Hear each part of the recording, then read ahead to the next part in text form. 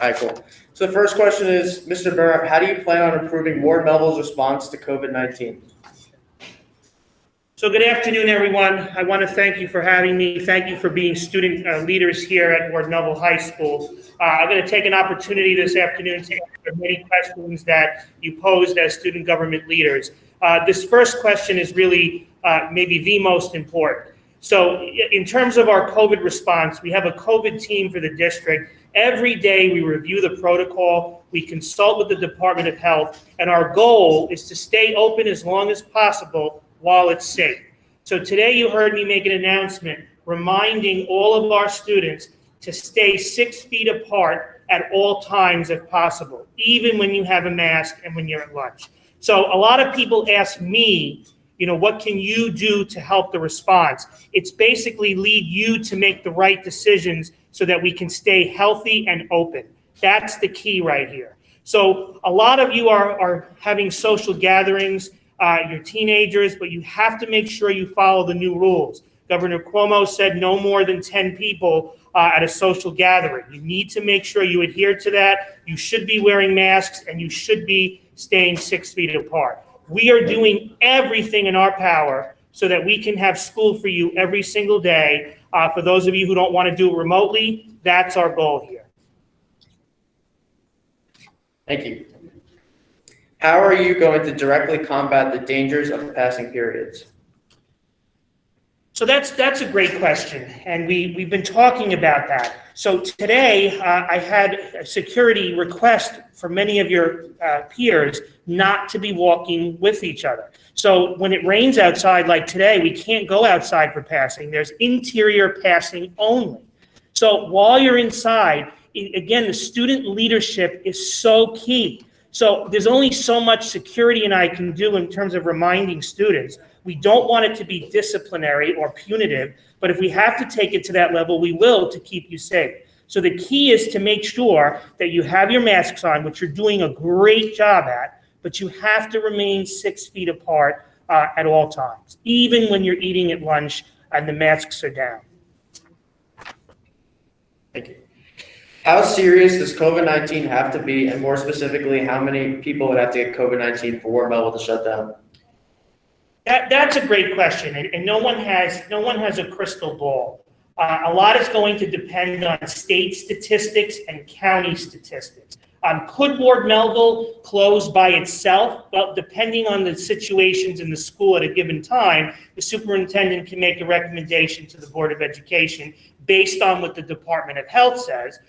There could be an actual school closure. There could be a district closure. There could be a county closure, which is what happened at the beginning of the COVID crisis. And then Governor Cuomo closed the entire state in terms of school operation, meaning it was completely remote. So we don't have a crystal ball. All we do is watch the numbers. We monitor the statistics. But again, you're part of that effort. So the better we do, the less of a chance we have of closing. That's how I look at it.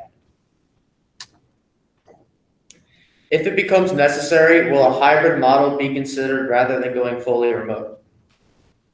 So that's a great question. Other school districts have a hybrid model where students don't go to school in person every day. It's hybrid, it's mixed, sometimes at home, sometimes in school. Our district doesn't have that as part of its plan per se.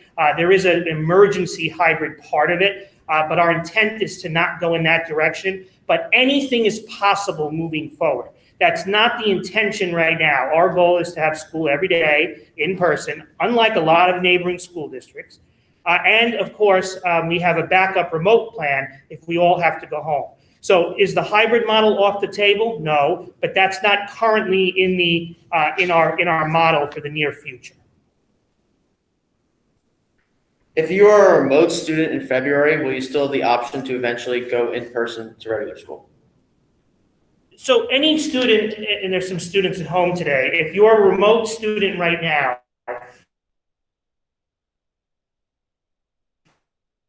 and you have an opportunity, you would like to come back and have an opportunity, the sooner the better, so that we can see if there's space available. So if you're a remote student and you would like to return to school in February 1st,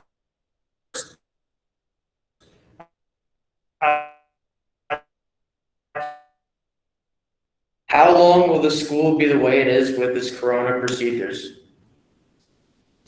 That's an answer that I think we all wish we had, right? We don't know the answer to that question. There is some news out there, media out there about a vaccine that might change the dynamics of what's actually happening, but we don't know. Some experts say it could go all through 2021. Others say maybe by the spring things will change drastically. No one has a crystal ball, and all we can do is be helpful and watch, hopeful, and watch the science. Gentlemen, if you could just both make sure you're staying in front of Sure. the Yep. Chromebook when you're speaking. Yes. How have you been able to keep the school open even though we've had COVID cases during school? So that's a great question. It depends on the Department of Health guidelines. So because we're a school that operates this way, masks and at least 6 feet apart, even when someone tests positive for COVID, because of the safety measures that are in play, we sometimes do not have to quarantine students and staff. Depending on some situations, like the size of the room or individual circumstances about time spent with other individuals who have tested positive, the Department of Health, not the school district, will give us the guidelines of why someone would have to actually close, why we'd have to close, or why someone would have to be quarantined. What is the plan to protect students as we enter winter months? Will outside passing still be available? So I'm hoping that we can do outside passing anytime we can. I'm hoping to do outside lunch anytime we can. So no one would have expected that in the month of November, we would have warmer days than all of October, which just happened up until today. So we don't know what kind of winter we'll have. So as long as we have weather that's not inclement, we won't force you to do the outside passing, but it will be available to you. And we would like to continue to have the lunch outside available to you as long as the temperature is not too cold or rainy like today. So if the winter has some warm months, we're not going to close outside for the winter. We're going to take it on a day-by-day basis. My custodial team and I, every single day, look at the weather and we make a determination about whether we're going to have outside lunch or inside lunch, outside passing or inside passing. Shouldn't there be some kind of punishment to kids who put other people in danger by not wearing their masks properly? A lot of people are wearing their masks under their noses. So that's an interesting question. I'm curious to see what you think about that. And if you feel brave enough to answer, how many of you think that we should have, and again, if someone is insubordinate, we already have this policy. How many people think we should have an automatic suspension for someone who doesn't have their mask on correctly? Anybody think that? How about a detention? Okay. How about just a warning? Okay, so this is interesting, and I think your organization should talk about that, because I'm a big believer in, you look at your work in law classes, and it's usually a peer-based system. That's how our justice system works, with a jury. So even though we have something in our code of conduct already that says if you endanger the welfare of another child, then there can be a punishment that I impose as the principal. But we're in new territory this year. And wearing masks is something that is absolutely critical to our health and safety. But sometimes students take a mask break, which is legal right now in our policy. And sometimes people have been accused of putting this below their nose, and maybe by accident. However, we need to just make sure that we up our efforts to keep everyone safe. So it's a very interesting question. I'd be interested in hearing from all of you, and maybe student government can talk about that, because if we think it could make a difference, then perhaps we would implement something a little bit more stringent in terms of disciplinary procedures. Yeah, we can do a survey after this about that. Once a vaccine is administered for COVID-19, will they be mandated for every student in order for our school to return to the curriculum as it was prior to quarantine? That's a great question. I don't know the answer. Well, some of us can conjecture. We could hypothesize, think about what that would be, but we won't know that answer. I think there'll be a lot of politics surrounding that particular situation. Will we be able to have mask breaks during class without being forced to leave the classroom? So that's at the teacher's prerogative right now. Teachers will choose that in terms of the mask break. Some teachers have you leave the classroom, others have you remain, and teachers have the discretion. They have the authority right now to do that. So we ask that you comply with that. And certain teachers have a different comfort level, but they have been given the jurisdiction to decide whether it's leaving the classroom or staying in. At this point, I have to advise that you keep your mask on when you're around others as frequently as possible. I don't want anyone to be uncomfortable, but given that we are seeing the statistics creep up, I strongly recommend that you keep your masks on for as long as possible, for as long as you can handle it during instructional time, during your classes. If you had to guess, what is the probability of us having field trips this year? 0. I can't, that's a pretty low probability. Yeah. All right, I'll give it 1% because I just can't see us doing that given everything going on right now. I mean, is there a possibility, depending on the politics and the vaccination for the end of the school year? I suppose, but a lot would have to change between now and, let's say, May. So at this point, I wouldn't get my hopes up for that, although anything is possible, but not anytime soon. My goal is to just keep us open as long as we possibly can to have school on a regular basis, in person, for those who choose that option. Thank you. By the way, I forgot to announce, we just started our second category of events/senior privileges. My bad. Still related to COVID, though. Yeah, still related to COVID. Are there any events seniors should be looking forward to? So one of the events is coming to school, which is actually a novelty now everywhere. So I want to just speak to seniors that I know that some of you are, you feel a little bit down, but Mr. Ceriola has put into play something called the 21st of each month, basically for the class of 2021. So we're trying to do some different things. You know that on our social emotional learning days, those assemblies, we gave seniors first dibs at the food trucks, so that's going to happen. We had Mr. Softy Day on the 21st. This month in November, the 21st falls on a Saturday, so we try to do something the Friday before. So we are keeping our seniors in mind, and every month we'll do something special. And then we still look to the spring months to see what we can do to honor our seniors. Last year, the class of 2020, they weren't able to have their prom, but we did a special parade. In the summer, we did 11 graduations. So while some things had to change, we will honor you and do great things for you no matter what. It just might look different from, let's say, 2 years ago. It might be similar to last year, and if things change, maybe we can go back to what it was. But you have to be realistic about the times that we're living in. That just pretty much answered the next question. So, why don't food trucks come as often, and why do younger grades get to eat from the food trucks? If the problem with having food trucks, the lines are too long and they're too crowded at the lines, why can't we just cut the lines down by 2/3 and allow only seniors to eat from the trucks by having security guards just check the student IDs we were given? We're not even supposed to have food trucks, to be fair, because we don't want to compete with the school lunch program, which happens here. But because it's a special treat, from time to time, we allow this. And I know you're very excited about the food trucks. We want to give sophomores and juniors who now have the opportunity to go outside because of COVID, the opportunity to also do that. But we are giving seniors priority. Last time the lines were long because the seniors were all on one line, but they weren't competing with juniors because each grade level had their own time with the food trucks. So anyone who's saying, oh, I'm not getting to eat, it's not because another senior a junior was there. It was because every senior at the same time wanted to eat. What we're looking at doing is lengthening the time of the social period, which is the food trucks for a lot of you, so that there is more time. And we're looking to get more food trucks next time, and also more lunch food trucks as opposed to dessert trucks. So that's something that we're working on together. So December 1st is our next possible food truck day if we're here, and that's the goal for us, to try to get more lunch items and a slightly longer period of time because the lines were long.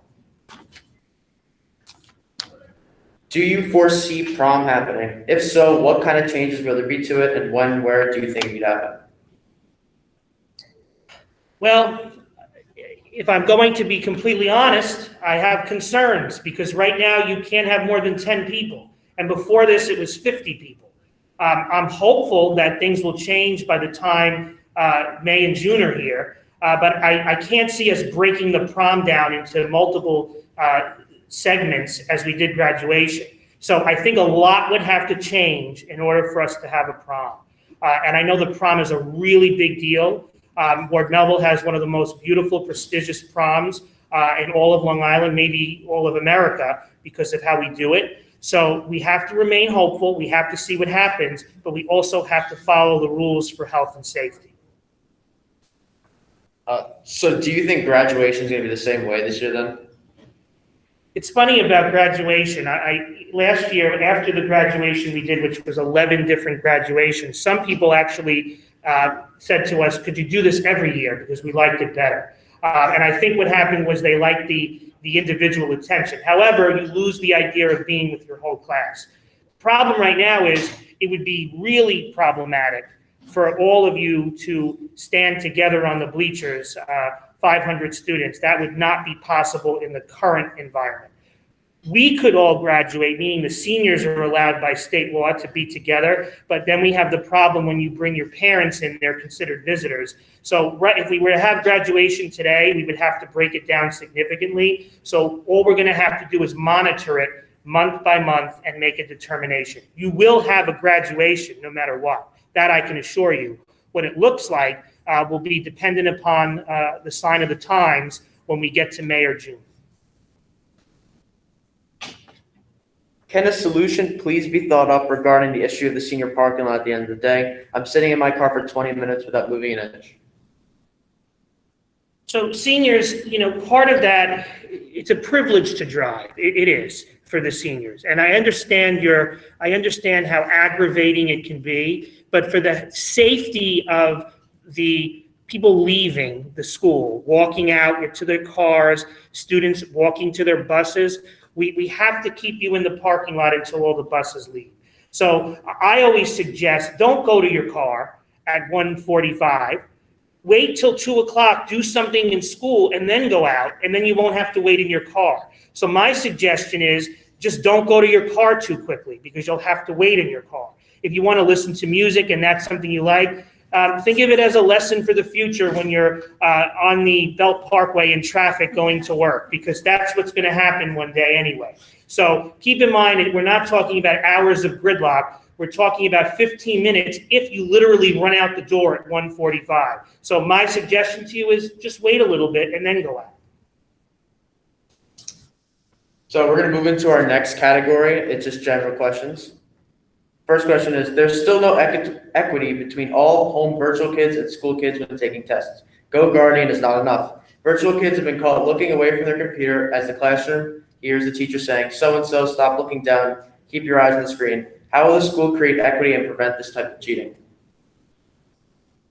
This is the million-dollar question. It really is. And it's not a Ward Melville problem. It's not a Three Village problem. It is a problem in every school, in every college across America and probably the entire world. So we're in new territory here. There are various things that people do to try to Go Guardian. There's various locked browsers and things of that sort. But we do have maybe what we consider a double-edged sword here. So we have to look at this. I think that a lot of students don't like to quote unquote tell on other students, but if you see something that looks dishonest, you have to come forward. And furthermore, call your peers out on it. Because if someone's in school and they know that someone is actually engaging in academic dishonesty, you almost have to do your own policing. We're a democratic society, and you have to do that. We can't go to people's houses and proctor exams. That's not what's happening right now. So it is electronic proctoring, and everyone's doing their best. So I agree, it's unfair to have an academic advantage at home, but I think everyone is in brand new territory with this. And I know that the district, the school, everybody continues to think about ways to improve this, but I don't think anybody has the firm solution for this yet as we investigate it. It's an ongoing process. Will we, at any point this year, be able to use our lockers when the winter comes so we have a place to store our jackets and other belongings? That's a great question. I can't answer that at this time. So we're going to look at it a little bit. We have to watch the statistics. The reason you were not going to be able to use your lockers was because of congregation and the fact that they're so close to each other. Then if we decide to go every 2 or 3 lockers, then there's not enough lockers for everyone. So at this point in time, we're going to hold off on the locker piece. I'll speak to central office and we'll revisit the topic as we move towards the first of the new year, after the winter holiday, and we'll see how we're doing. We'll see how the weather is. But for the time being, there are no lockers being used, but we will see what the numbers are and we'll talk together to come up with a way if we can use them, but I can't have you count on that at this point in time. So don't count on lockers right now, but we can revisit it as we watch the statistics carefully.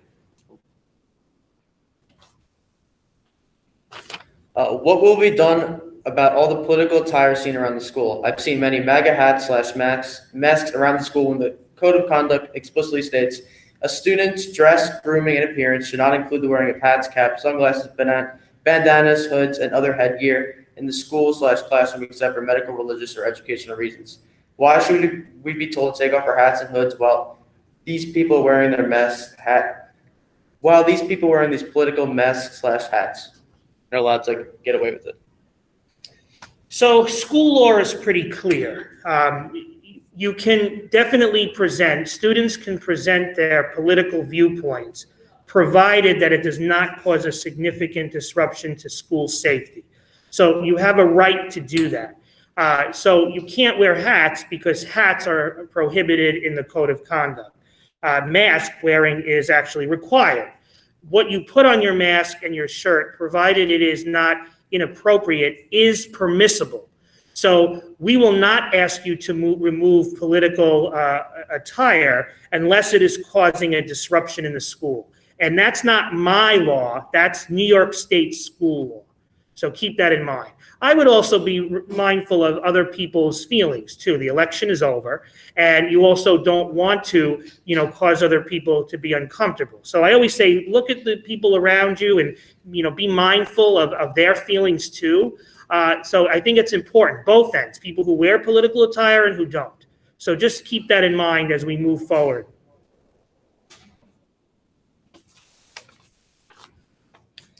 If the school is forced to go fully remote, how will the school day look? Like a period and stuff. So at this point, we're not really sure, but if I were to guess, because there's a couple of models out there, but at this point in time, if we were to go remote completely, it would look like the same thing that we do Monday through Thursday. You would be logging on at the exact same time as your classes Monday through Thursday. Fridays, by our plan, you might only have 20-minute classes in the afternoon, where the morning would be what we call asynchronous learning, which is learning on your own. So the remote plan currently has in play Monday through Thursday, regular time, meeting with your teachers regularly, very different than last spring. You're logging in at the exact class time. And then Fridays would be 20 minutes in the afternoon, with the morning set aside for learning on your own.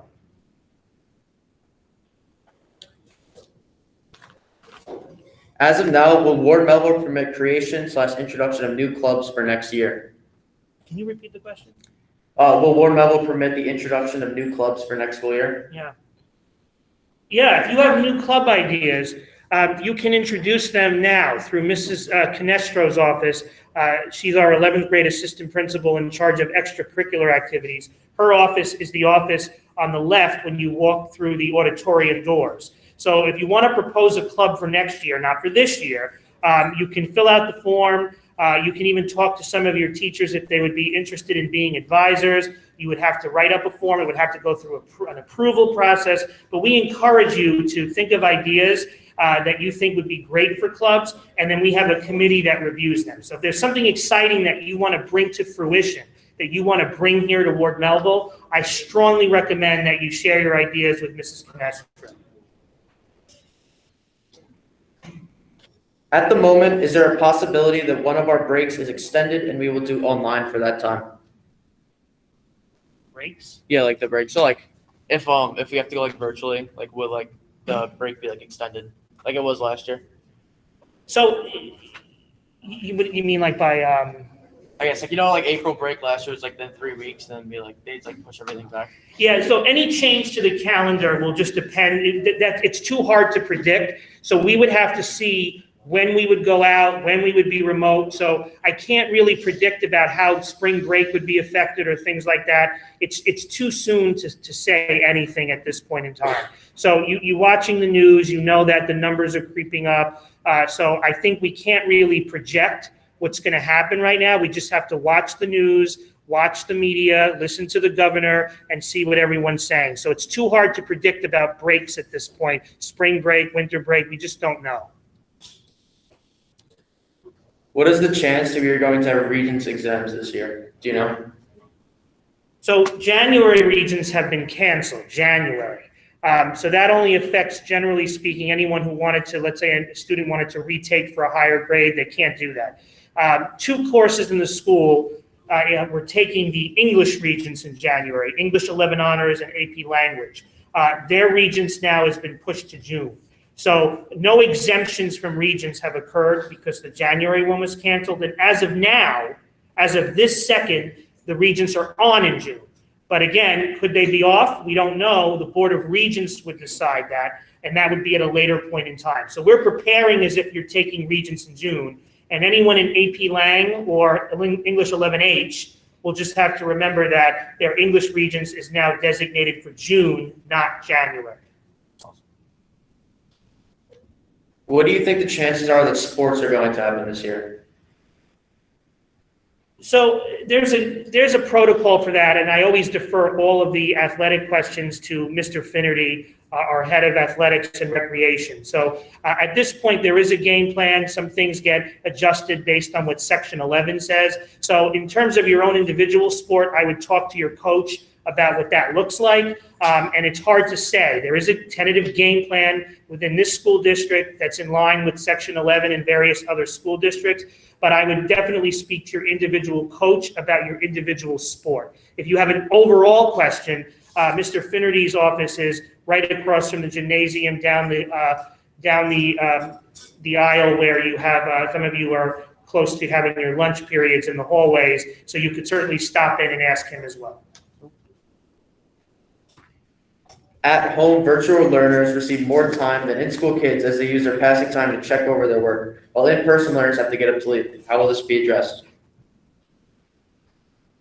That's just what it is. I don't mean to be so frank, but that's part of what happens. Everyone has their own obstacles. The virtual learner has their own obstacles. So one could say, well, the virtual learner has it easier because they don't have to move around, but they also have to log on. So it's, I think you could do a pro and con list forever to say who has it better. Right now we have this model, and I believe there's pros and cons to both. Are there going to be more assemblies like the one we had 2 weeks ago? Also, why are we allowed to have the mental health assembly but not other small in-person events? So we can have, schools have different rules as long as, than let's say outsiders coming in. So we can have large venues as long as we do it this way. We are looking to do an assembly again on December 1st with the food trucks as the socialization time. I was a little disappointed in the behavior of some of our students, especially in the gymnasium. They were disrespectful of the presenter. We are going to break it down into smaller groups. The audience in the LGI was truly delightful. They were great. It was a smaller venue. Audience here was good. Audience in the auditorium, certain periods were good. Other periods really horrible. Some of the students ripped off the tape where they were supposed to be sitting in alternating seats and then sat next to each other. So that was very disrespectful and very disappointing. So we're going to change it up a little bit. We are going to have some smaller classrooms and some coverage there. So we can do things. The only thing we can't do is bring in outside speakers. That's why they're here virtually. So we can still do those assemblies, and we can have gatherings on campus as long as it's our students and our staff, and everyone else is virtual. And we have to be doing masks and 6 feet apart. Is it state mandated that these assemblies count towards our gym grade, or is that just our school's policy? And like, why is this our policy if it is school mandated? So we decided to make 10% of your quarter physical education grade attendance at the social emotional learning assemblies. Social emotional learning is part of the physical education curriculum now. The other reason we did that is to make sure that our students are attending. In the past, we had something called Patriot Pride Day, which we put a lot of work into. And unfortunately, a lot of students decided to just not be there that day. So that's a problem. When we put a lot of effort into a school program, we need to give an incentive for people to be there. And sometimes the incentive, half the school came for Patriot Pride Day. It wasn't for a grade. They just wanted to be here. But the expectation is near 100% participation, especially now that it's part of New York State curriculum. Can we fix the water filters around the school? The water that comes out of the water dispensers never tastes good. I have to try to taste it and see what I think. It's warm too. It's always warm too, says Jesse. All right, I need the specific water fountain. So anyone who's taking, go ahead. So one right there, like behind this wall by the gym. Okay, so who is anyone taking notes today, or we're just doing the? Hannah is right there. Okay, so from the notes, if a student government representative gives me a list of the specific water fountains, I will bring that to our head assistant principal in charge of building and grounds, Mr. Seriola, and we'll talk to our custodial staff. So just be specific. So if it's a water fountain, you've got to tell me where it is and what the problem is, and we will try to address it within the next 24 hours. Awesome. Moving on to the next category is cafeteria/food. Can they put more desks back in the cafeteria? It's difficult to find places to eat when the hallways and commons are now filled with students who have nowhere to sit. Yeah, so the problem is the cafeteria, the Department of Health wasn't happy with 6 feet here. That's why we generally do 8 feet. And that actually decreased our seating capacity in the cafeteria. On a nice day, we're able to go outside and there's plenty of seating. On a rainy day like today, the problem is we have to then fill seats in front of the gymnasium and in front of the fitness center. Unfortunately, a lot of students can't sit with friends. So even though generally speaking, there's definitely one seat for everyone who's available, everyone who's free, we've decided now to create overflow classrooms in the 130s where you can go. So we can't increase the seating in here. We had to actually decrease based on the Department of Health requirements. So that kind of goes into the next question. So like when it's too cold to eat outside, where will we eat? And will there be more overflow rooms? So right now, depending on the lunch period, we have 4 overflow rooms. So it will depend. We always look at the capacity. We monitor it every day. So right now we have 4 overflow rooms depending on the period. And because they're classrooms, we also have to have coverage. There has to be an adult in the room that's not a security guard. So every day we look at it, but we want you to be able to have lunch with your friends, and we will have the overflow rooms. If you have an idea of where else to put lunch, let me know, because we're open to suggestions and ideas. So this is our plan right now.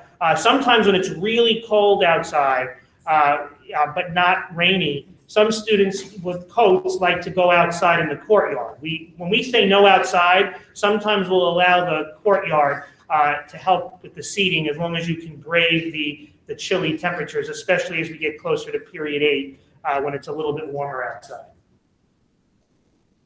So why isn't there enough indoor seating when it's not raining out? Sometimes it is cold and people want to sit inside, but if you don't run to the cafeteria, there's no seats available. Why don't we have seats in the fitness center hallway every day?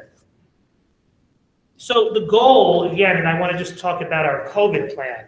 The goal is to get, and I think part of the reason we've been successful, we've been lucky, but part of the reason we've been successful is the masks, the spacing, and the external passing. When we have 1,200 students that are here on a daily basis, using the fresh air is actually pivotal, in my opinion, to our success. So the more we can go outside, I think the better it is. So I don't want anyone uncomfortable outside, but the idea is not to necessarily have both.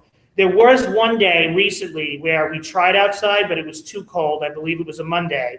And then we had, the students suggested, we had seats outside the fitness center and a few seats outside. It was a very windy, cold Monday. And then we kind of reversed course and we had a little bit of both.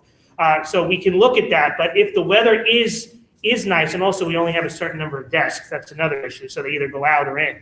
So that's part of the reason as well. So we can look at that. If we could put a few in and a few out, that's okay. But you help us out if you can actually eat outside. It reduces capacity, and scientifically, at least theoretically, it's increasing our chances of staying in school longer. Can we get different news channels instead of just Fox on the TVs in the cafeteria? Maybe get some like ESPN going or something?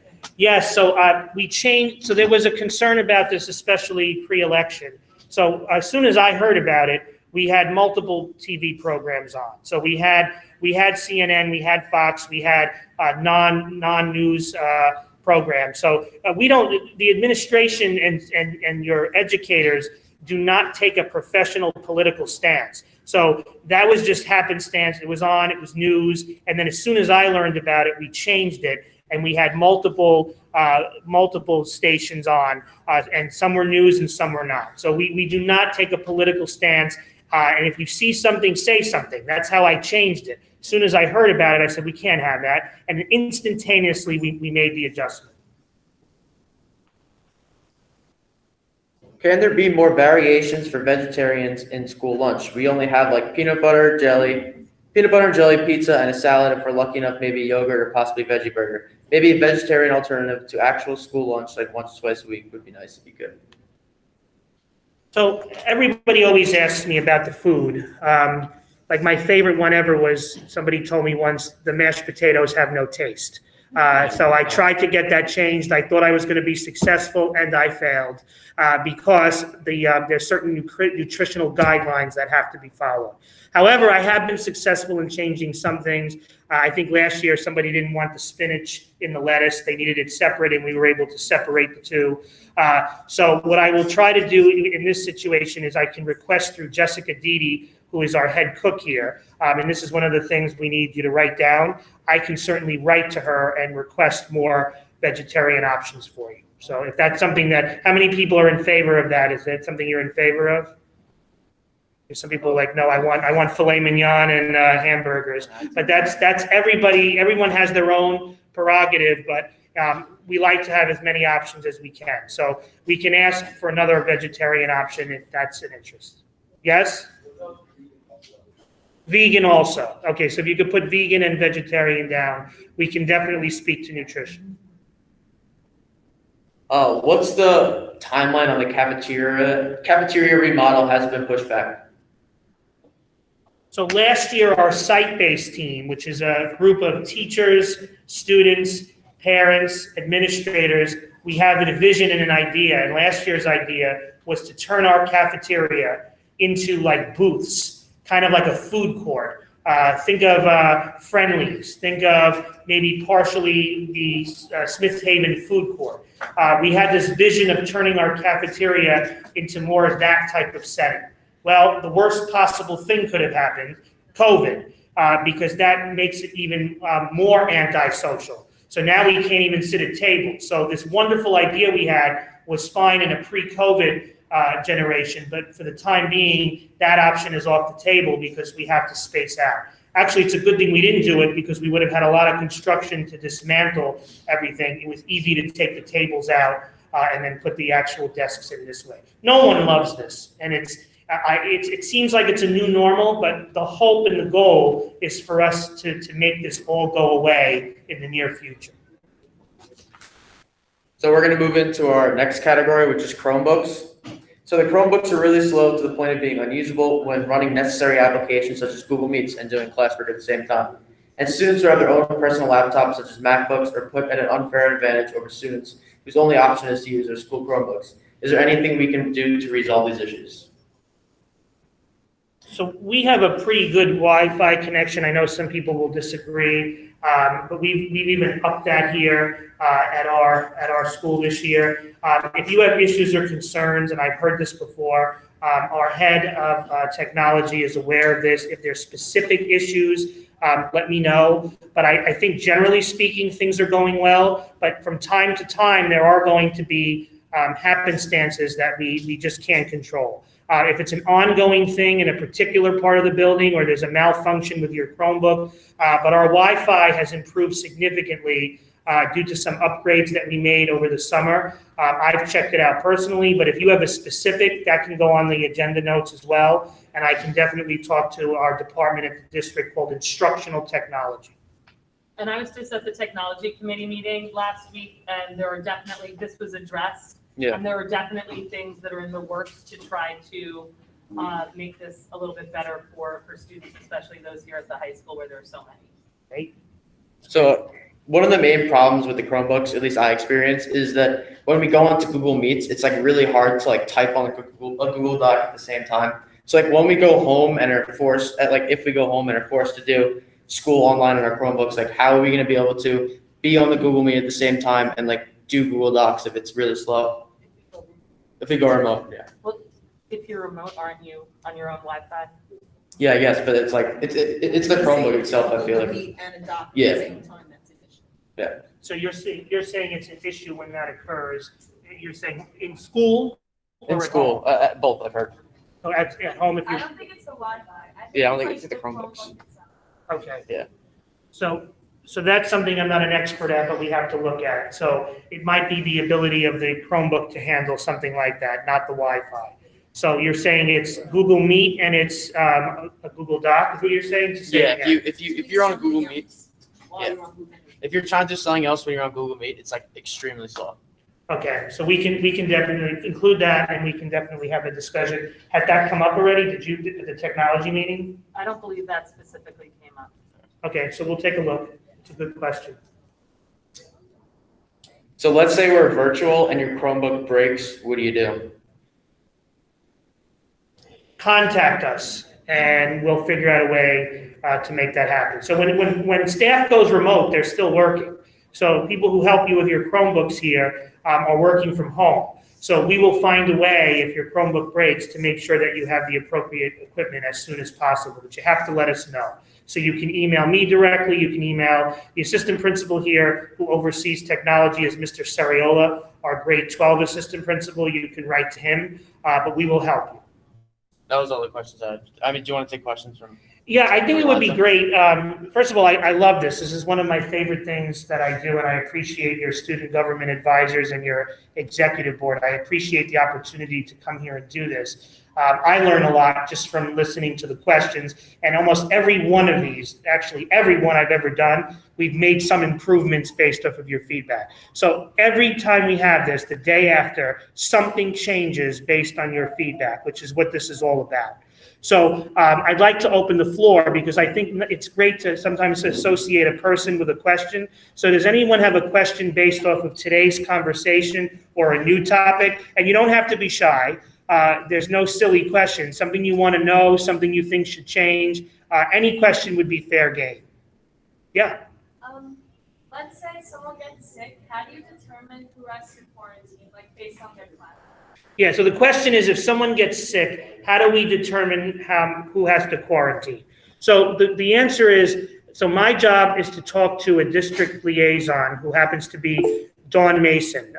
She's our head of pupil personnel services, and she talks to the Department of Health, and they make the determination based on multiple criteria. And sometimes the criteria changes. So the Department of Health will advise Dr. Mason about what the next step would be. So every time we get information, our high school liaison is Mrs. Canestro. She and I consult. We make the phone call to Dr. Mason. Dr. Mason contacts the Department of Health, and then there are guidelines for who has to quarantine and not. I know from your seat it could seem arbitrary, like random, like how is this happening? Why is this person not and this person is? There are specific guidelines. There's a rubric that they follow. So that's why, what did I say on the PA today? that I stressed a couple of times. What was the number one thing I said today? 6 feet apart. Stay 6 feet apart. Everyone's been great at the masks, but right now the DOH is focusing on the 6 feet apart. So if you're 6 feet apart from someone at all times, you can almost guarantee that you would not be part of the quarantine. Almost guarantee. So if you have your mask on and you stay 6 feet away from someone, you can almost guarantee that you will not have to be quarantined unless you yourself become symptomatic or test positive. We have one online. Okay, go ahead. What stops someone from faking the morning health check? What stops something from faking the morning health check? Nothing. But I can tell you that there are instances that I've heard about where people fake the health check and then have tested positive later on and have actually infected others. I'm not saying it happened here, but I've heard this happen. So you've got to be really careful. You could be held liable for actually infecting an entire school by not following the rules. I imagine it could be a legal issue for you. So if you fake this and you're taking a chance, so if you have like a runny nose and you fake it and then you come in 2-3 days and then you test positive for COVID, this could be a legal issue and you could cause widespread damage to our system. Is there anything is there any other solutions, like you just reading off the names in the morning? Because I know like a bunch of people have told me that it's like disrupting their first period class. Like, is there any solution to this? Do you think I love doing that every day? What's your feeling? How do you think I feel every morning? So I've noticed I have a record now. Have you noticed anyone else read the names, or has it just been me? Just me every single day. I am determined to do this until it stops. And I can't make it stop because people keep resisting what is required. I do it every day for myself and my children. I have never forgotten because it's part of the routine. A lot of people, you might hear the same names and we address it, but I have to tell you, the majority of people who are on the list are infrequent flyers, infrequent. It's just, I forgot today. So one of the things I did, we tried this, I made a PA announcement where I said, everybody remind your parents to do it. That cut it down.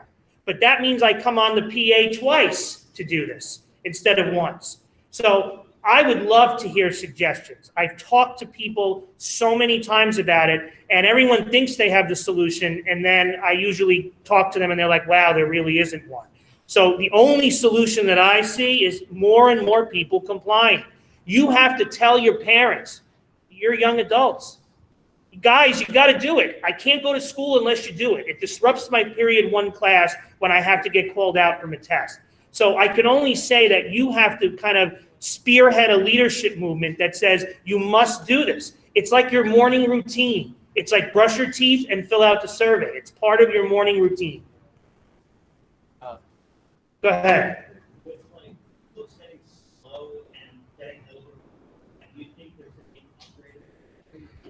Yeah, that's something we can talk about. Again, you can put that on the list. I think all technology becomes antiquated at some point in time. So again, that's something that we can talk about as well. Yes, Mr. Scanlon. We have 2,000 brand new ones. Okay, Mr. Scanlon is here today. He is our Assistant Superintendent for Instruction and Educational Services. He's here today, and he says we have 2,000 coming. So that's a good sign. So maybe if they're newer, they'll definitely be able to handle some of the things you're talking about. So that's great news. Yes?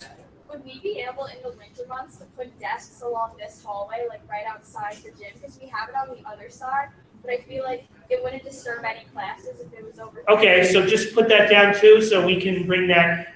Riley is suggesting that we have desks outside here. If that's a desirable place for you to be, then we can put desks there. That's not a problem, sure. Yeah. Let's say we go remote and you have a loaner Chromebook, what do you do? If we go remote and you have a loaner, meaning for the time being, you would want to make sure that you tell the library who handles this that you have a loaner and tell them exactly what you told me so that we can make arrangements. Yeah, go ahead. So I've heard of other school districts doing this, but how come there's no program where the students can like rate their own teacher's performance and like give like recommendations and like and they can do. I've heard of other school districts doing it. I've been wondering. I'm sorry, No, guys. well, I mean, I'm sorry. so there's like outside, you can, if you want to do a rating thing, I mean, I can tell you that I know that, and this is interesting. I teach at Stony Brook University, and I know that teachers students rate me at the end of the semester, and a new thing just happened. Now they rate you mid-semester. So, and again, the rating is really to give you feedback. So that's not something generally that's done. I mean, Jesse's saying, I guess it does happen in other school districts. That's something that would be beyond my scope of authority, but it's something that if you believe in, you can bring it forward and it can be discussed. So I think our teachers do a great job here. But I understand that what Jesse's saying, there's some people like to give feedback. It's not about best or worst, but feedback. So we can certainly talk about that. Yeah, okay, so then why don't you? So that's going to conclude our town hall for today, guys. Thank you all for coming. If you guys make sure when you leave, you guys are all socially distanced. Make sure there's no gathering. All right. Thank you all for coming today, guys. Thank you, Mr. Bernard. Thank you very much.